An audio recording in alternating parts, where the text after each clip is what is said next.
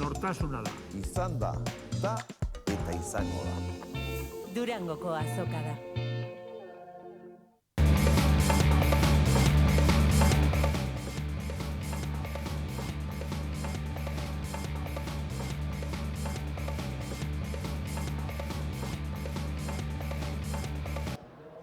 Kaixo denoi, kaixo arratsaldeon eta ongi etorri azokan gaur programaren arratsaldeko saiora. Durangoko azokaren 51. edizioak 4. eguna du gaur, eta esan dezakegu apurka azken txanpan sartzen dabilela askorentzat 4. egun hau laneguna asteguna izan da, baina horri ez da arazo izan ona Durangora gerturatzeko jende asko ibili da, kulturzale asko ibili da eta bai hemen landako gunean eta baita azokaren gainerantzeko lekuetan ere, eta gune horietako baten hasiko dugu gaur gure saioa Irudienean izan ere, han dira goazen telesail famatuko protagonistak.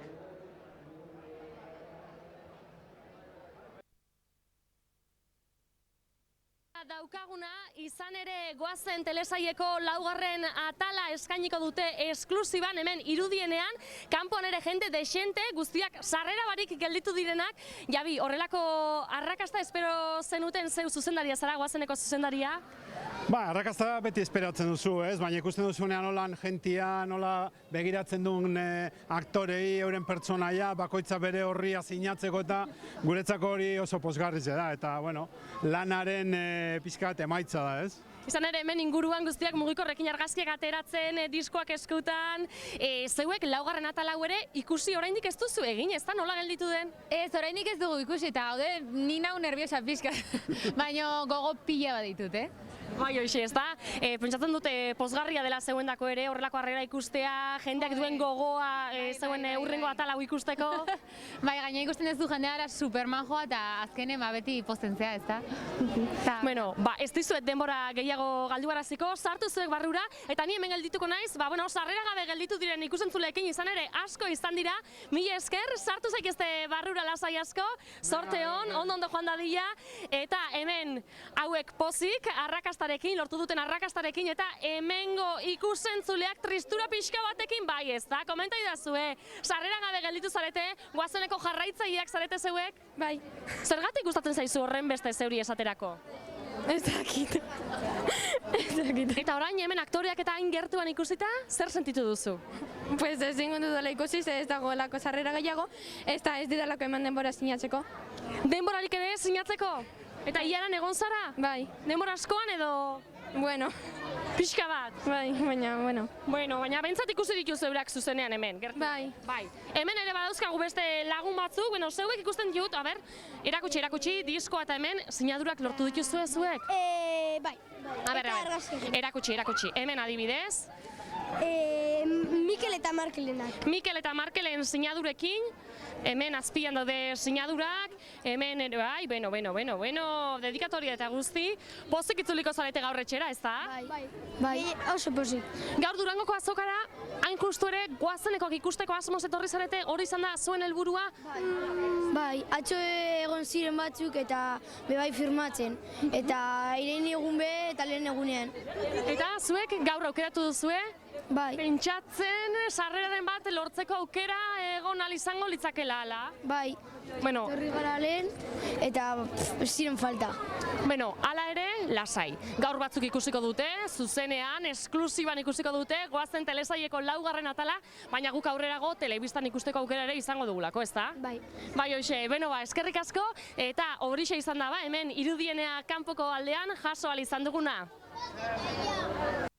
Orain Irudienean dauden arren, arratsaldean zehar landako gunean ere izan dira goazeneko protagonistak eta zoramena eragin dute. Ikusi bestela.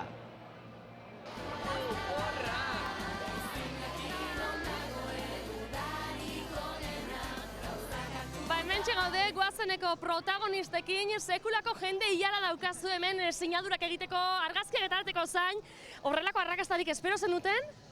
Egia esan ez, azkenen pila jende etorri da eta gaude pixka denak venga goazen, firmatza eta Hemen zeuek etorri aurretik dagoeneko jende ilara bazegoen, Arrituta gelditu, azkenen orain txiritsi da duela 20 minutu eta kriston hilara zeon, orduan pozik, gu pozik.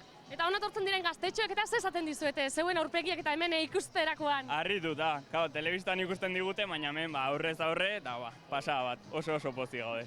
Zeuendako ere pentsatzen dute, pozgarri izango dela, ezta? Horrelako harrera ikustea, jendeak zeuek ikusteko gogo hori izatea. Azkenean jende gustatzen bazaio guk iten deuna, gogo joitugu eta bai. Orduan, indarrez jarraituko duzue, zeuek ere hortzen lanean? Bai, beti. Diskoak, zer dakar zeuen disko honek? Bueno, 10 kanta ditu diskoak uste dut, eta telesailean ikusiko ditugun 20 edo 30 kantetatik indute pixka reduzitu eta 10 kanta ikusiko ditugu. Oberenak. Kanta oberenak. Kanta oberenak bai, hemen disko ugari bai, atzean motxilak ere bai, kamiseta. Denetarik daukagu, denetarik. Eta ustez dena ondo saltzen nahi da, ondo dijoa dena, orduan gu pozik. Euskal Herria hankaz gora jartzeko asmoz beraz. Bai, noski. Denak dantzan, eta beste. Eta jendeak disfrutatzeko guk iten deuna kinta dena. Oso ondo, eskerrik asko, eta segi hemen daukazuen hilarakin. Eskerrik asko.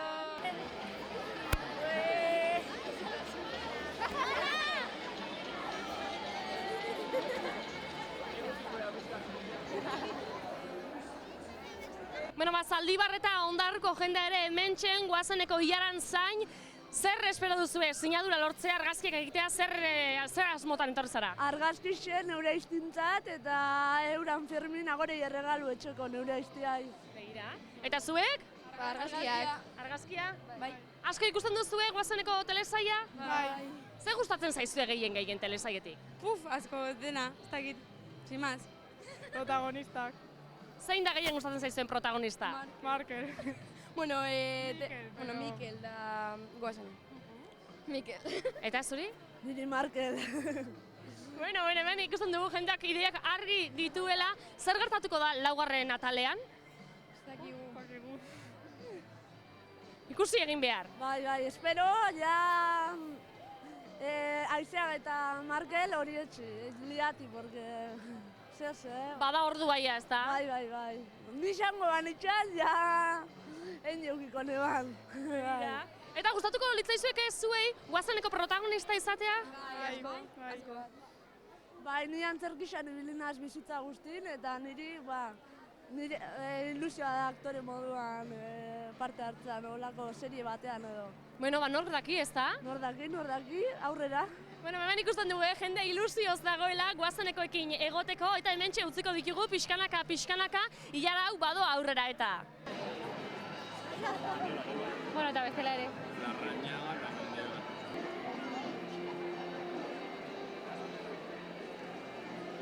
Hementxe gaude, Gernikako Julenekin, Julen azkenean badator zure txanda, pozik? Bai. Diskoa oraintxe erosi duzu? Bai. Zure txanda tokatzen da, goazen aurrera. Hementxe daude, argazkiak ateratzen ari dira orain protagonistak, hortxen, izan ere sinadurak egin bai, argazkiak ateratzen ere bai. Julen, telesaia gertutik jarraitzen duzu? Bai. Gustatzen zaizu? Bai. Gehien, zein gustatzen zaizu, ze pertsonai adibidez? Gari.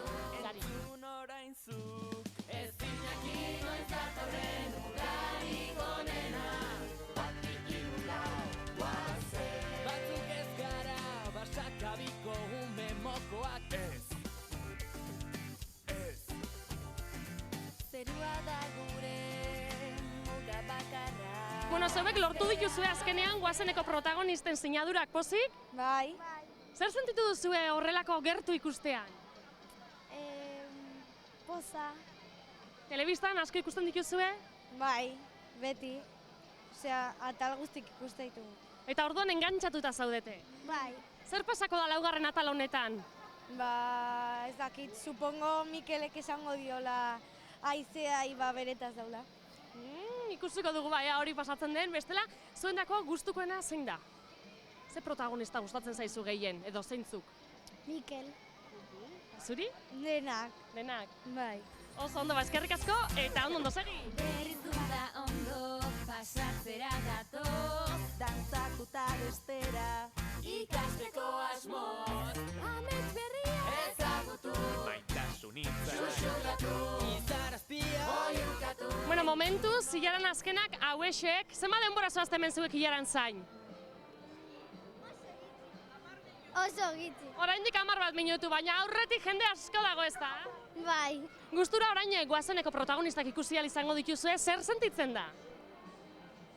Telebistan asko ikusten dituzue? Bai. Oso ondo, baia, euren sinadura lortzen dituzuen, eskerrik asko! Udarik onena, gauzak hartuta hau entzuko azena bestera, ezin jakin noiz datorren udarik onena, bat bi hiru lau goazen. Idazle veteranoak eta idazle hasiberria guztiak elkartzen dira hemen Durangoko azokan eta hain zuzen ere bere lehen lanarekin etorri da Patxi Larrion Nafarra bere lehenengo nobelarekin. Feriatzaileak du izena, 60ko hamarkadaren bukaeran dago kokatuta eta badu zinemarekin lotura estua. Patxi Larrion, arratsalde on eta ongi etorri. Ongi etorri bai, eskerrik asko, arratsalde on. Lehenengo eta behin Patxi, azaldu guzu zer den feriatzaile bat, ze uste dute hiztegira joan naiz, ez dut aurkitu, uste dut nolabait ere zeuk sortutako hitza dela, ez? Ez da nik sortutakoa. Ez da zu sortutakoa? Ez. Feriatu hitza eta existitzen da, eta, bueno, feriatu hitzaren nolabait... Bertsioa horren moldaketa, ez? Bai, moldaketa bada feriatzaileak. Feriatzaileak existitzen badira, egon badira, feriatzea da lapurtzeko modu bat, gauzak lortzeko modu bat, eta hortik dator feriatzaileak hitza. Eta zer da novela honetan kontatzen dena? Novela hori zuk esan duzun moduan 79an da kokatu da, 1979an, bi gazte ari da soldaduzka egiten Iruñan, eta justun garai hartan ari da grabatzen Urbasan eta Iruñan Paton filma, oso famatoa izan zen eta bere garaian. Bi gazte hauek egite dituzte jukutri batzuk edo lapurreta batzuk egite dituzte, feriatze batzuk egite dituzte, eta filmazioan ari direnen zerbitzuko ari direnez, ikusten dute aukera zerbait potoloago feriatzeko. Eta hor hasten da kontakizuna, koktel batekin, Maisonabe hotelean. Esan dugu zinemarekin lotura estua duela, izan ere askok ez du jakingo, baina Hollywoodeko hainbat pelikula grabatu ziren, errodatu ziren garai hartan Urbasa inguruan, ezta?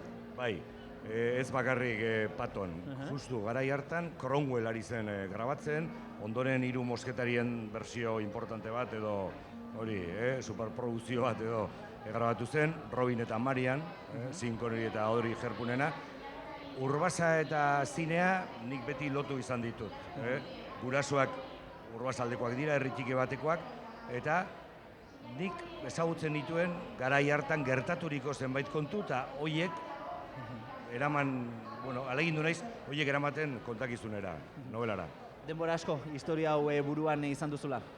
Bai, eta egitura aspaldianik nuen, baina lehen aipatu dut koktelitza, eta lagun batek duela 3-4 urte, berri bat, egunkari bateko berri bat eman zidan, esan ez behira, zer dagoen hemen.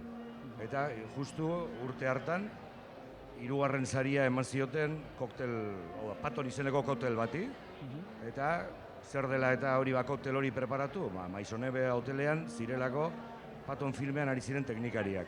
Eta hor erabaki nuen, hau da nobelaren hasiera, eta orduntzeia hasi nintzen dena mamitzen.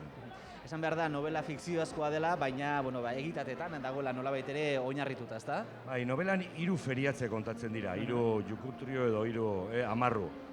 Lehenengoa, egiazkoa da, ez dakik preskribitu duen ala ez, baina gasolinarekin egiten dute feriatze bat. Bigarrenak badu zerikusirik ibilgailuekin, hau da ez, 2 protagonistak, Martin eta Luis, lanean ari dira, teknikari laguntzen diete, filman ari diren teknikari laguntzen diete, eta ikuste dituzte horren beste jeep eta tank eta kamioi, eta esate dute, hemen zerbait feriatu behar dugu. Negozioa dago hemen. Eta ia 3. feriatzea ulertzeko novela irakurri behar da. Hori da, irakur dezala feriatzaileak izeneko liburu hau. Zu zeu, Patxi, formazioz edo ikasketaz behintzat historialaria zara, eta uste dut, hor ere paper artean ibili zarela, ezta? Nolabait ere liburu hau idazteko. Bai, nik garaia ezagutzen nuen, gainera oso gaztea nintzen hau filmatu zenean, baina honen erreferentziak eta banituen, ez?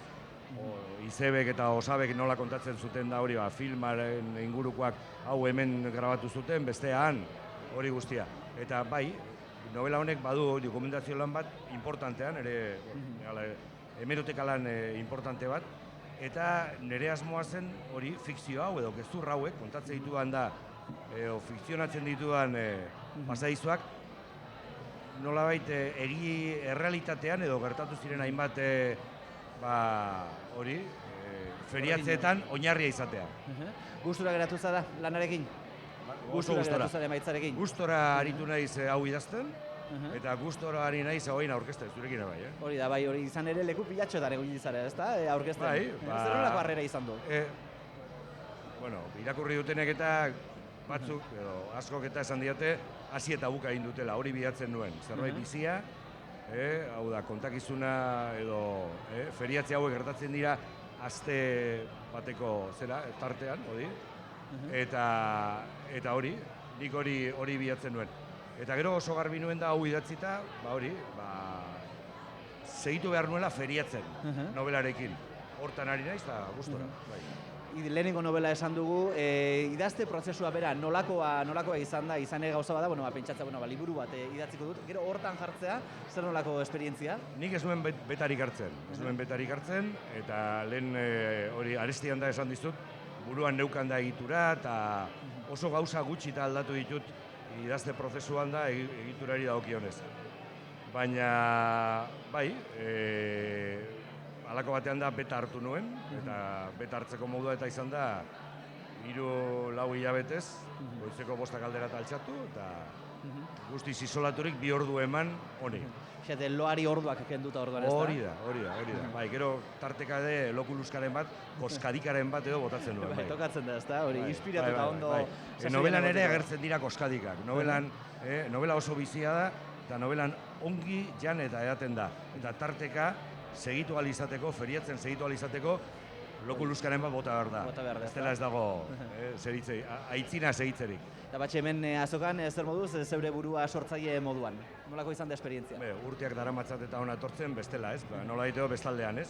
Bueno, ezberdina izan da, eta orain irakurri dutenek, komentatu diatena eta kolgoan hori gorde eta, ez da? Gorde dut, eskertu diet, bai loreak eta kritikak ere bai, kritikak ere hori egon dira, eta, bueno, inoiz edo, ezer edo segitzen baldin badut, edo beste ezer edo hori animatzen baldin badizta beste ezer da iaztera, horiek ere aintzat hartuko ditut. Hau da, irakurlek eta esandako horiek aintzat hartuko ditut. Bidaia honetan ikasten ari zarela, ez da? Nola baitere. Patxi Larrion, eskerrik asko, benetan gurekin izateagatik eta beste bat arte. Eskerrik asko zuei. Eta guk orain azokako beste gunetako batera egingo dugu, eszenatokira izan ere aspaldiko urteetan bezalaxe gaur han antzerki maratoia egin dute. 8 bat antzeslanen zatitxoak eskaini dituzte, nolabaiteko trailerrak eskaini dituzte, eta parte hartzailetako batzuekin izan da Mireia Bikuña.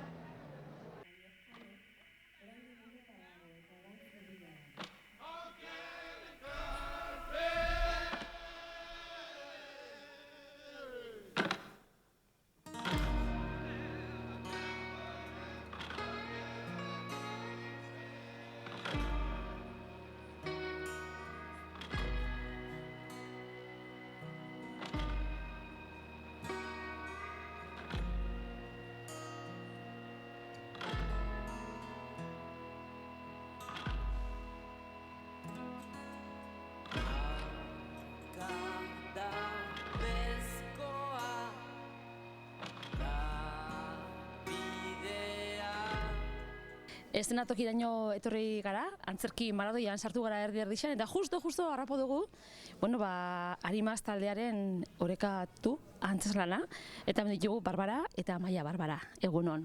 Kaixo, egunon. Zatitxo bat ikusi ahal izan dugu, niri bentsat, barruraino sartu zait. Eskerrik asko. Berez obra 15 minutuko, 14-15 minutukoa da. Badaukagu ideia pixka luzatzeko, baina nahi dugu historia hau denbora gutxian kontatu. Eta igual hori, daukagu ideia igual pixka gehiago luzatzeko, baina ez dugu obra luze bat egin, nahi dugu hori. Momentu, 15 minututan, zerbait potentea izateko. Orduan gaurkoa ez da laburpen bat da, obra bera. Bai, obra bera da, hori da. Bai, hau da sortu duguna, esan genuen, bueno, nola iriz gaitezke gazteetara batez ere, arazoa askotan ikusten da, arazoa bulinana, orduan esate dugu, bueno, identifikatua senti dezaten, ez aspertzea gazteak ikusten, eta horregatik motxean zerbait potentea, ez? Edo zerbait azkar ikusten dana jolas bat, ez dala bakarri jolasa, zerbait okerrago batean bihurtu daitekela. Mezua da bullyinga ez da jolasa.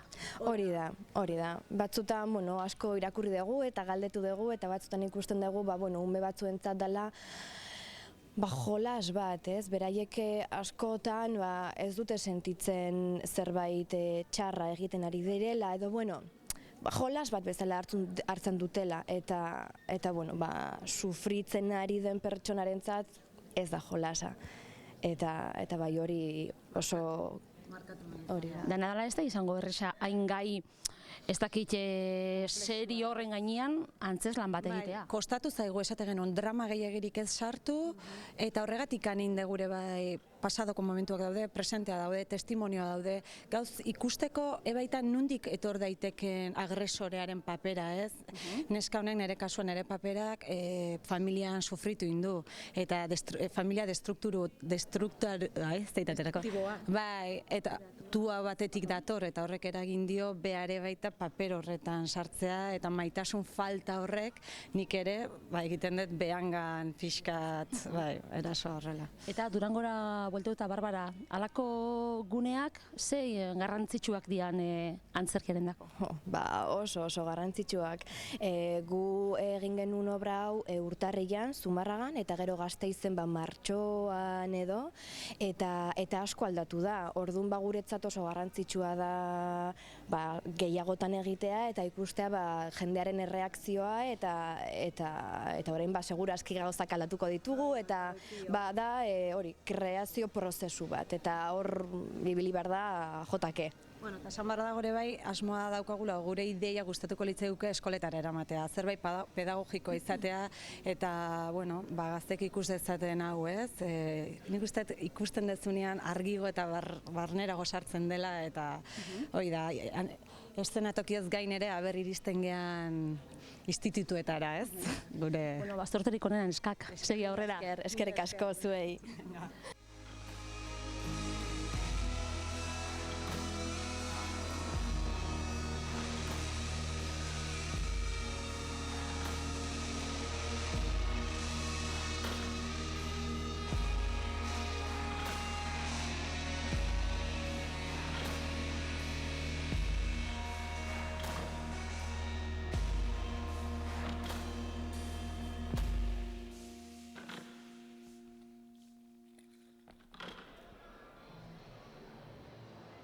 Patxi Larrion idazle izan berri dugu gurekin eta beste idazle batekin egingo dugu aurrera izan ere Xabier Etxaniz Rojok bere azken liburu aurkeztu du hemen Durangon Waterloon galdutakoak da beronen izena eta idazlearekin dago Amaia Txintxurreta.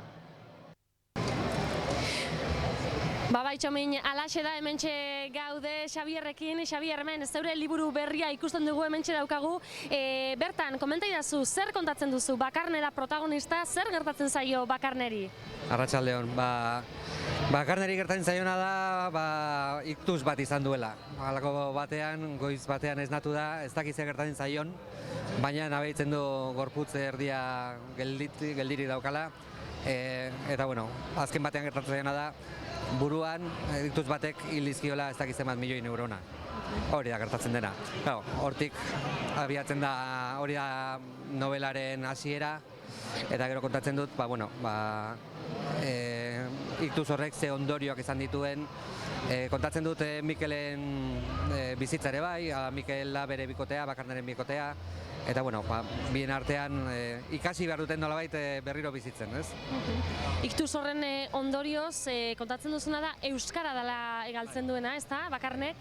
Iktuz horrek lapurtu dio euskara, eta bere kasuan nahiko berezia da, ze bera euskaltegi bateko irakaslea da, Bakarne emakume gaztea da, 33 urte ditu, Valentziarra izatez, Euskal Herria etorri zen nera bezalarik, eta ikasi zuen euskara, eta euskara ikasi eta gero hasi zen euskaldegi batean lanean irakasle lanetan. Eta karo, behin euskara galduta, lanik gabe geratzen da. Hori da ondorioetako bat, badira ondorio gehiago. Hau da, euskara galtzeak ez dakar bakarrik lana galtzea edo hortan arazoak izatea. Euskara galtzeak izana ere galtzen du. Hau da, gu askotan, gu euskaraz gara, eta bakarne euskaraz da. Horren, galera horrek ematen dio novelari. Nondik sortu zitzaizun liburu hau idazteko ideia? Benetan gertatutako pasaizo batean dauka oinarria honek. Afari batean lagun batek komentatu zidan, nire lagun baten senarrari hau gertatu zaio. Iktuz bat izan du eta euskara galdu du. Gero, denboraren poderioz jakin dut gauzak ez direla hain erresa, ez? Ez da galtzen egun batetik bestera, galtzen da egun batetik bestera, baina gero berreskuratzen egiten da hizkuntza, ez? Niri oso deigarria iruditu zitzaidan gertakari hori, pentsatu nuen, hemen historio badago, historio honetan sakondu behar dugu, eta, bolada batez egontzen nire buruan, historio hori, eta jarri nintzen azkenean harremanetan pertsona horrekin, egon nintzen berarekin hainbatetan, hitz egin genuen, berari gertatutakoari buruz, hitz egin nuen bere logopedarekin, ikasi nuen zein izan zen bere prozesua euskara berreskuratzeko, eta, holako gauzak agertzen dira liburuan. Beraz, aurretik ere lan handia egin duzu? Lan handia ezakit, lan pixkat bai. Lan pixkat bai. Ez nuen egin nahi novela zientifiko bat, azken batean nik ezakit gauza handirik ez iktuzei buruz eta ez da fasiari buruz. Bakarneri garten zaiona da fasia daukala. Fasia bat dago, baina gero bakoitzari eragiten dio modu batean edo bestean, ez? Bukatzeko labur Xabier, ez da historio lineal bat, ez da? 3 ardatz edo ditu? Bai, 3 planotan dago idatzita, alde batean dago Mikelen sentimenduak agertzen dira bere kuaderno batean, berak idatzitakoak, eta gero Bakarne eta Mikelen arteko bizitza gaur egun nola egiten diote aurre arazoari, hainbat arlotan, eta gero iraganeko kontuak. Mikel izan zen Bakarneren irakaslea. Oen dela, Bakarne euskaldun zenean, Mikel izan zen bere irakaslea. Mila esker, Xabier, hementxen liburua zeure hemen erengo estanean, eskerrik asko eta zorte hon hortengo azoka honetan. Zuei. Primeran, bai hoxe. Durangoko azokara Euskal Herri osotik etortzen dira bisitariak eta baita atzerritik ere izan ere, azken urteetan eta Etxepare Institutuaren eskutik atzerriko kazetariak eta editoriak ere hemen Durangoko azokan izaten dira. Duela 2 urte Erresuma Batukoak etorri ziren, iaz poloniarrak. Eta gaur edo edizio honetan, flandriarrak ditugu gure artean. Flandriako ordezkaritza batekin egonda Miren Arregi.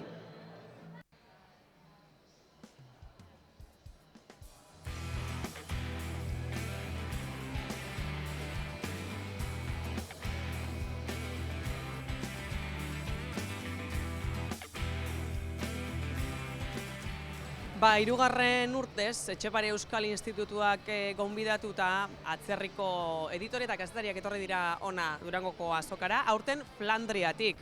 Urtean Britania handitik, iaz Poloniatik eta aurten Flandriatik eta gurekin da, horretaz jarruteko, Irene Larraza, bera da Etxepare Euskal Institutuko kultura sustatzeko zuzendaria. Egunon, Irene? Kaixo, egunon, danoi. Esan dugu aurten Flandriarrak, 3. urtez, esangura dau, emankorrak izan direla bisita hauek, ezta? Bai, egia da, eta gaina emaitzak izan dituzte, ikusi ditugu, ez? Egia esan behar da, aldez aurretik lan bat egiten da baita ere, eta badakigu nor dakarkigun, alegia aurretik lantzen da Euskal literaturarekiko eta interes hori, eta gero bazet oberik Durango azokara ekartzea baino, ez? Behin ja lanketa hori eginda dagola, azoka ezinbesteko erakusleioa da, gure literaturaren eta gure produkzioaren eta gure kulturaren berri emateko. Eta hemen egiten dugun lana, sare lana da baita ere, ez da erakustea bakarrik, baizik eta hitzordu zehatzak antolatzen dizkiegu baita ere, bai editorekin, bai idazleekin, eta harreman zuzenak eta egitezkoak lortzen eta josten saiatzen gea editore eta kazetariarekin. Esaterako zeintzuk, ze emaitza eman ditu aurreko urteetako bisitak? Bira, iaz, adibidez Poloniatik etorri ziren, eta Arkaitz Kanoren adibidez liburu bat publikatu zen Polonieraz, Ricardo Arregi poetarena ere bai, bi horiek publikatu dira, aurten pitin bat, iaz Irek Green izeneko poloniarra editore bat ona entzun bisitaren ondorioz, eta gainera jarraitu egingo du. Orduan, eta orain txe ari gara, berari zubilana edo laguntza hori eskaintzen, jarraitu dezan zentzu horretan, ez? Ura, lotuta egon zen 2016ko Poloniako Grosu Afiriko hiriburutza kulturalarekin, Donostiakin zeukan harremana zela eta, baina bilakatu da harreman egonkorrago bat. Eta hori da, pitin bat gure egitekoa. Sare berri horiek sortzea eta sendotzea baita. Eta aurten ere hori izango litzateke helburua, ezta? Pixkat, euskal kultura, euskal kulturgintza sorkuntza hori, kanpora eramateko lan horretan, Etxepare Institutuak egiten duen lan horretan, kasu honetan Flandriarekin sareak sortzea eta emaitzak lortzea. Hori da, justu hemen gure atzekaldean hemen daukagu Jakoba Kasier, bera adibidez editore Flandriar editore bada. Une honetan Amsterdam dagoen Signatur argitaletxe oso garrantzitsu batean egiten du lan, eta landu gendu genekien bere interesaren berri, autore batzuk ezagutzen zituen, beste batzuk ez, eta gaurko bisita gaur eta bihar topere biliko da, 11 itzordu egiten batekin eta bestearekin, oso harrituta dago, positiboki harrituta, hori beti gertatzen da hori, segurutzat eman dezakegu edo norra azokara ekarrita, eta harriduraz aparte, oparotasun horrekin ero? Jakina, hemen dagoen oparitasuna eta gainera zehazki ezagutzen aidan hori oso baliagarri zaio. Eta hori da justure guk sustatu nahi duguna, ez? Etxera joatea, kontaktu zehatz batzukin, argibide zehatz batekin.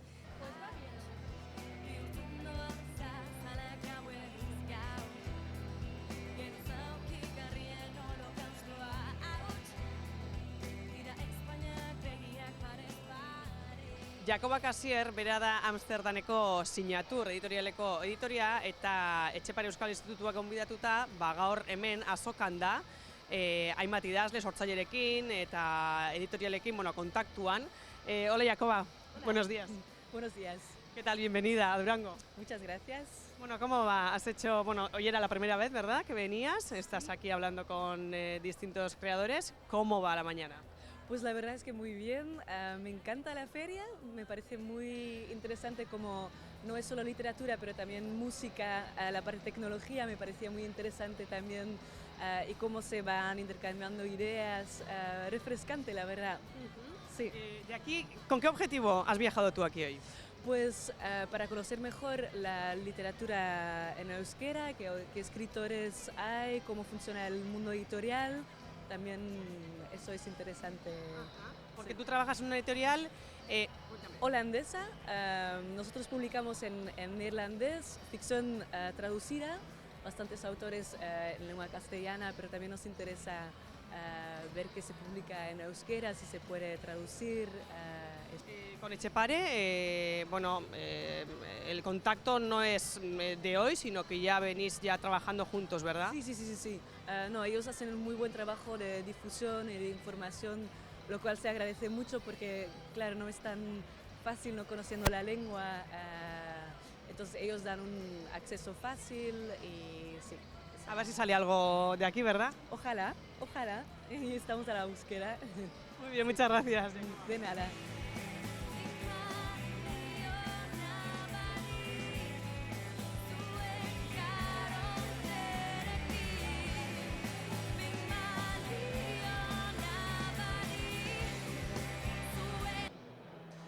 Azokak iraun bitartean gauero kontzertuak egoten dira Platearuenan eta gaur ere halaxe izango da. Galera euren azken disko aurkeztuko dute bertan, Eskakitanekoek eta Amaia Txintxurretak uste dut entxeatzen ari zirela, harrapatu ditu dela. Bai, Bai, hemen txomin guztia prest uzten ari ziren, gaur gauean eskagaitan taldeak emango duen kontzerturako, guztia prest ez da? Prest. Ba, oraindik azkeneko zertzelatxoak, baina ja prest. Eta gogoz, gaurko kontzertu hau eskaintzeko? Denbora asko kontzertu honen zai. Plateroenan jotzea, ostras, respeto handiko lekua da. Bai, gogoekin.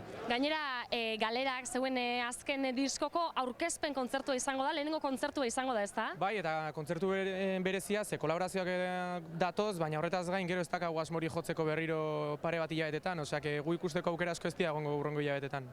Orduan, bueno, bai, berezia izango. Orduan jarraitzaileen dako eguna proposa, zeuek ikustera eta entzutera etortzeko na Plateruenera. Dudai gabe, bai, animatzei bai etortzea. Kolaboratzaileak aipatu dituzu, izan ere, zeuen disko berri honetan hainbat kolaboratzaile dituzu, ez da? Zeintzuk hartu dute parte? Bai, beti sartzeitugu diskotan kolaborazioa, baina honetan bereziki bestetan baina gehiago, eta azkenean 5 izan dira guztira, eta garrantzitsuena edo gutxien ezagunenak izango dira Manu Txau eta Fermin Muguruza. Manu Txaurekin gainera bideoklipa ere argitaratu duzu dagoeneko? Hori da, aurreko egunan aurkeztu genuen, eta gero horretaz gain datoz Azpenka, Valentziarrak diskoan, Itaka bandeko Albert, gaur eukiko dugula hemen, gauean, Asier Beramendi, gure beste lagun bat, Eraul taldeko abeslaria dena. Bueno, eta sarrerak oraindik eskuratu aldik uste entzulek? Bai, oraindik geratzen dira gutxi batzuk, bai. Bueno, orduan hemendik animatuko ditugu, ez da, ikusentzuleak gaur gaueko 11etan eskagaitan taldeak hemen Plateruenan eskainiko duen kontzertu honetara. Zer esango zeniek hortzen telebista bitartez ikusten ari diren ikusentzule hori animatzeko eta etortzeko gaur gauean zuen kontzertu honetaz gozatzera? Ba, animatzeko dudari gabe, lan asko egin degula 2 urte hauetan disko berri hau prestatzen, eta gaur jokatuko dugu lan guzti hori hemen, eta nik uste lan txukuna egin degula, beraz mereziko du kolaborazioa, lehen esan bezala ez dugu denbora batean joko, sarrerak merke daude 5 eurotan, guazen hau lehertaraztea eta denak ondo pasatzea.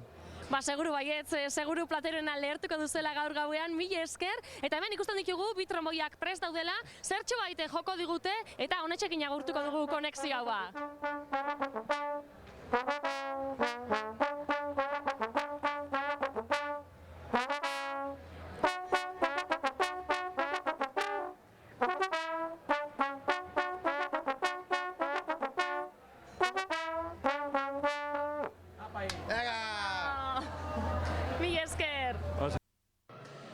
Hortxe izan dituzue eskakitaneko lagunak. Egunotan azokako gune ezberdinetan ibili dena konturatuko zen Euskal Herrian sortzeko grina eta talentua oparitzeko beste ditugula. Eta ez bakarrik nagusen artean, baita neskamotikoen artean ere.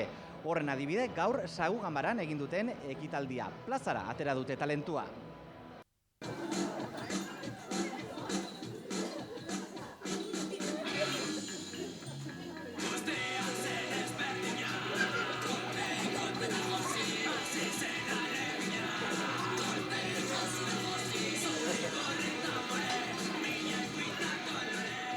Sagu Ganbaran talentua plazara izeneko ekimena jarri dute abian, bertan gaztetxoak dira protagonista.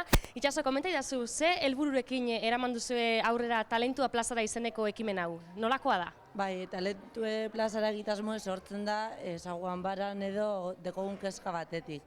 Dala binta berriz aipatzen dugu Sagu Ganbara familientzako gune bat dela, nun umie bera dan protagonista, baina gero konturatzen gara benetako egunerokotasunien ez, holtzara igoten dienak gu garela, pertsona heldue garela, ez? Eta orduan esan dugu, segaitik ez, haure jemon protagonismo hori, eurek izatea benetan protagonista aktibo edo izango litzekena, ez? Eta hildo horretatik sortu dugu ekimen hau. Ikusi dugu, umiak taula gainean, antzarkitxoak eta eskaintzen, posi dabiltze guztiak ez da, posi dabiltza? Ikusi dugu zigo die eta gero bajatzeko, hor ibili die, ezin bajatute. Eta aurten Durangaldeko 4 talde gonbidatu duguz, oin ikusi dugu zuzenak antzerki talde eta gero musika talde bat, euskera talde bat eta dantza talde bat egongo die. Bakoitza bere disiplinan edo dakizien hori egiten. Primeran, eskerrik asko. Zuei.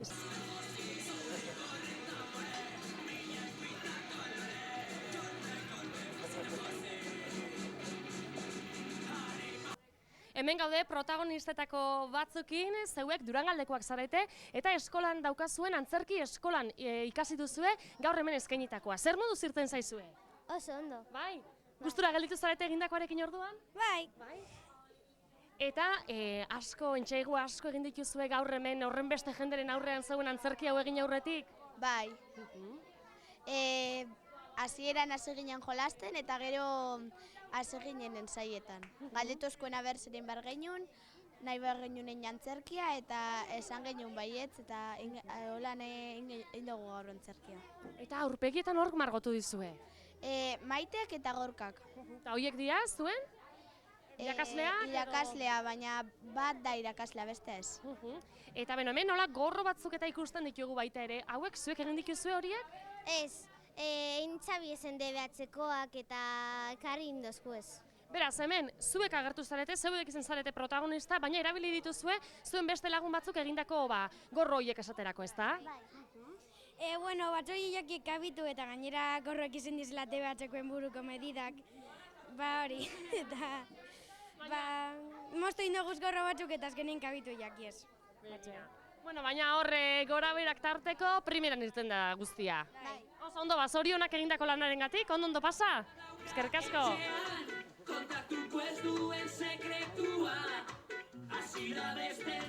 Eta hemen dauzkagu beste antzesle batzuk, zer moduz moldatu zarete zeuek taula gainean? Ondo. Lehenengo aldia izan da zuendako antzerki bat egiten horren beste jenderen aurrean edo aurretik ere badaukazue esperientzia? Aurretik ere badaukago esperientzia. Orduan, nahiko lasai igo zarete edo urduritasunak izan dituzue? Bueno, bai, apur bat, urduritasun apur bat bai. Baina hori normala izaten da, ez da horren beste jenderen aurrean egin behar den gauza batekin eta? Bai. Eta, zeuek, gustura? Bai. Zeintzuk etorri dira zuen antzerki hau ikustera? Ba, gure aitak, amak, gurasoak. Eta txalo ugari jaso dituzue gainera, ez da? Bai. Pozik egindako lanarekin beraz. Bai. Oso ondo, eskerrik asko, eta ondo jarraitu. Banatrindarra eta horretzi, gogorretzi,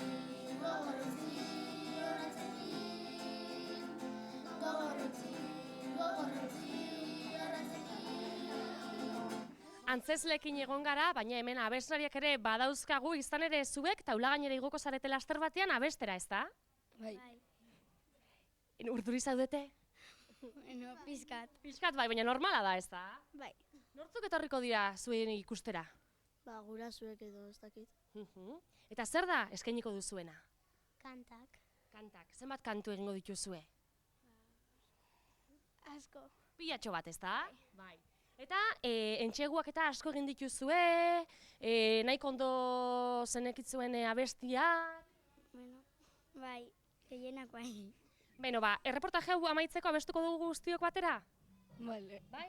Ze kanturen zatitxo bat abestuko dugu? Venga, lehengo kantu kantatuko dugu, bai? Venga, 1, 2, eta 3. Bizitza kantu bada, guretzetan justu neska mutilak hori dago gure esku.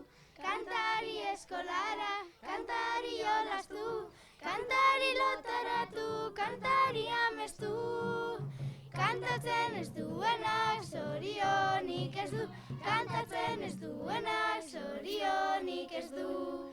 Beno, ikusten duzu hemen talentua badagoela eta hemen utziko ditugu gaztetxo hauek ere, talentua plazara ekimen honetan.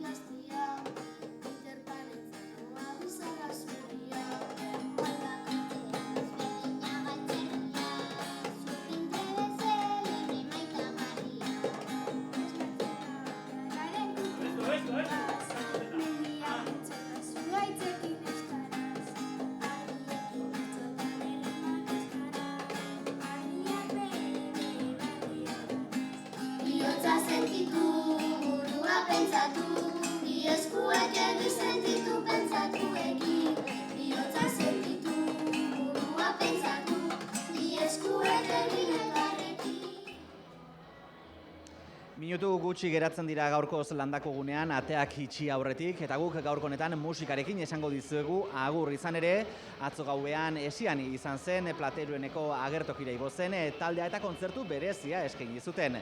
Taldearen 10. urteurrena ospatzeko kontzertua. Bertan, jasotako doinuak ikusiko eta entzungo dituzue. Segidan, bihar izango du azkenengo eguna, Durangoko azokaren 51. edizioak beraz, oraindik ez bazaret horri, aprobetxatu eta eman bueltatxo bat azoka. Kanpotik ikusteko edo kontatzeko baino, barrutik bizitzeko da eta. Bihar arte!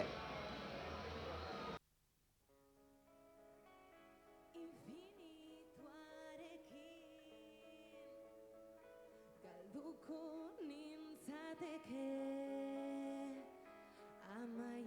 amaierarik ez duen ilunabarraren mila kolorekin marraztuko nuke bide bat urruntasunera itzulerarik ez ezaguna